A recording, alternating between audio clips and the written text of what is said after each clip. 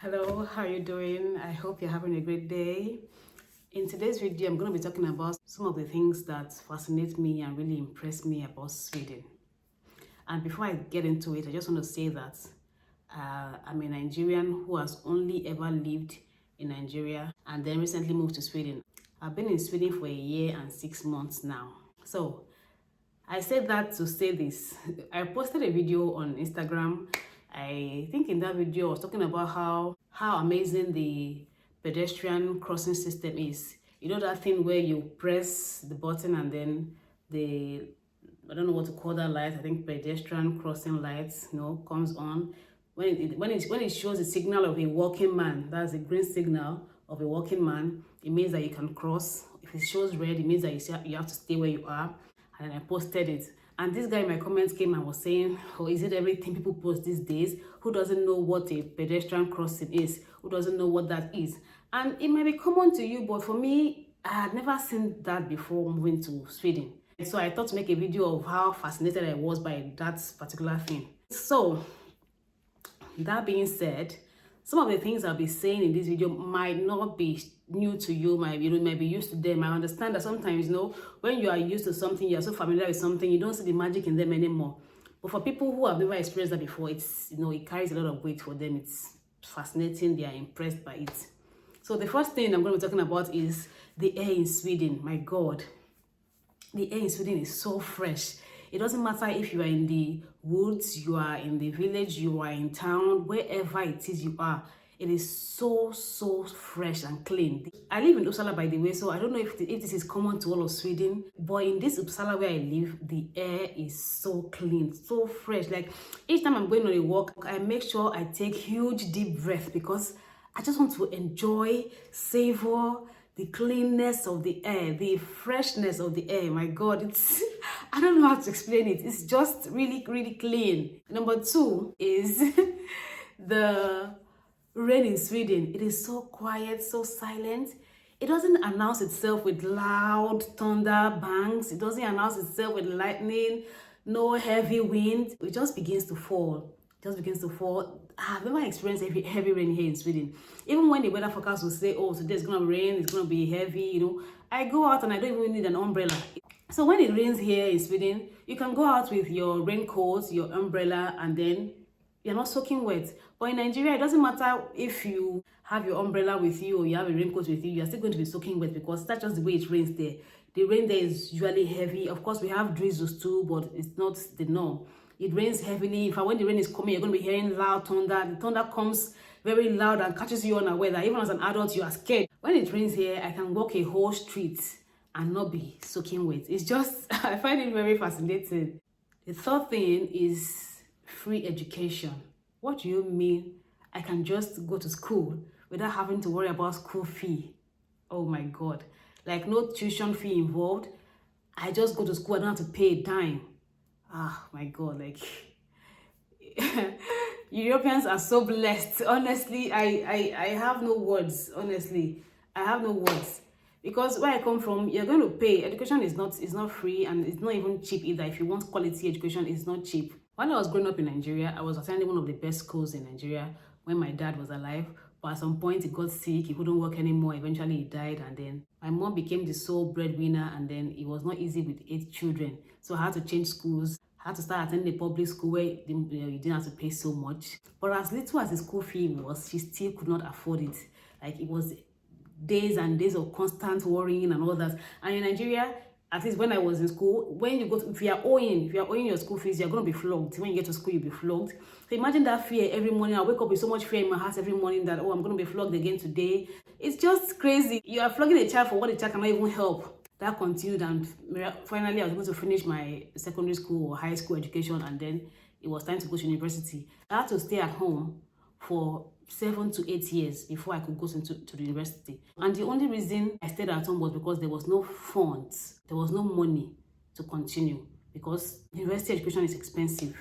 You can't say, let me go now and pay later. You have to pay before you can even be considered for admission. So coming here and seeing that kids can just go to school for free. In fact, I understand that it is mandatory for you to go from your preschool till high school. You can decide not to go for university studies, but from your preschool to high school is mandatory.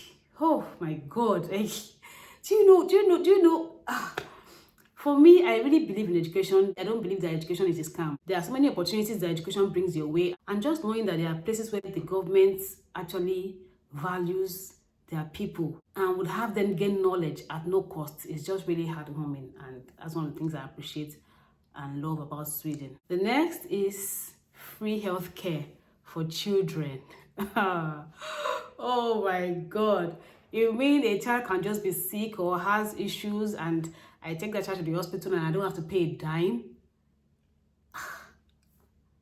My Nigerian self cannot relate. See, this life is really not balanced. Honestly, life is really, really unfair. Some people are just born into these privileges and others are just struggling. Because honestly, I don't know what to say. I'm short of words. 2 to 3 months after moving to Sweden, I received a mail. And in that mail, I was told to choose a dental hospital for my daughter so that she can always go there for a yearly checkup. I was reading through to see if there was going to be any price attached there, but there was nothing. It was all for free. And then in the letter, it was said that if I was not sure which dental clinic to go for, I could just get back to them and then they would recommend some for me. Eventually, I just Googled and saw one that was close to us and then I registered there. And we're given an appointment for the next month. We went there, they did all the checking. And in fact, they even found out that she had a hole in one of her teeth and they immediately filled it up just like that. In fact, while I was there, I kept waiting to see if they were going to give us some kind of invoice to also pay back or something, but nothing like that. When they were done, they said, oh, now we can go, that all is well now, that when it is time for the next appointment, they would write us and let us know when to come back.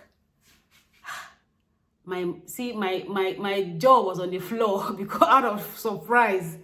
I'm like, just like that. And for me, I'm really big on dental care.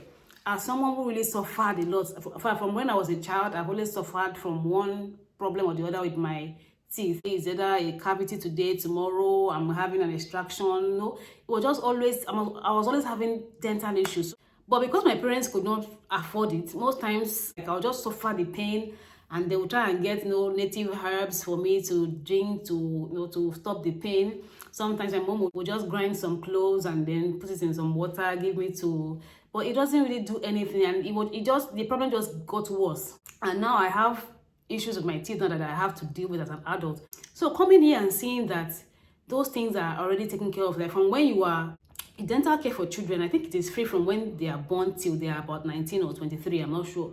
But those are actually the times you actually need those care, you actually need it more, because by the time you are 23, 19, you already know how to take care of your own teeth very well. You know how to avoid cavities and all that. But I didn't have that chance, and now I have a whole lot of issues that I have to deal with. And because dental procedures are not cheap, I have to now take time to save money before I can go and do all the procedure. In fact, when I made some inquiries and I was asking the price of this and that and when I heard the price, I just knew that it was going to take me almost a year to save up. And that's even when I started working, because I'm not working yet. So when I start working, it's going to take me about a year to save up. That's to tell you how expensive dental care is. So imagine coming here and seeing that it's free for children. I am so happy. Like, I'm so happy. And it's just really heartwarming for me. In fact, we were told at the dental clinic that if for any reason I start to notice anything going on with her teeth or I have any concerns, I should bring her back immediately. I shouldn't wait for any appointment. That every year they're going to be writing us to tell us when to come. But if before they give us an appointment, I notice any problem, I should immediately bring my daughter back to the hospital so they can do the proper checkup. Like, how cool is that? Another thing that fascinates me about Sweden is how easy it is to visit government offices. Like, you don't need to know anyone. You just go there. If you're just there to do sightseeing, or you have an appointment, or you don't even have an appointment, like, you can just go in there. And of course, as long as you're not constituting nuisance, go in there, take pictures, take videos, and nobody is bothering you. You get to the reception, you want to make inquiries, nobody is telling you, oh, can't you greet? You don't know how to greet your elders at home. Nobody is trying to intimidate you with their power or position. You don't need to know anybody before you can visit. You don't have to have any special connection with anybody before you can visit there. You simply go there, do your business, and there's no endless waiting. That's the best part. In fact, when you get to any reception, you simply register your presence, you take a number, and when it is time for you to go in, it will indicate on the board or something, and then you know it's your turn to go in. It's as simple as that. Since I came here, I've spent a year and 6 months here. I've visited several government offices and I'm always in awe. In fact, most times when I go, I'm always hesitant because from my experience back home, so I'm always hesitant when I go to any government office here. But I see that there's nothing, like nobody is there to intimidate you or make you feel less of yourself, or nobody is waiting for you to slip up so they can insult you. No, nothing like that. It's just so easy. Another thing I find really sweet about Sweden is the idea of free loose leave. It simply translates to free air life. I don't know if that makes sense in English, but basically it means that it is the concept or the idea that everybody needs to go out and enjoy the elements.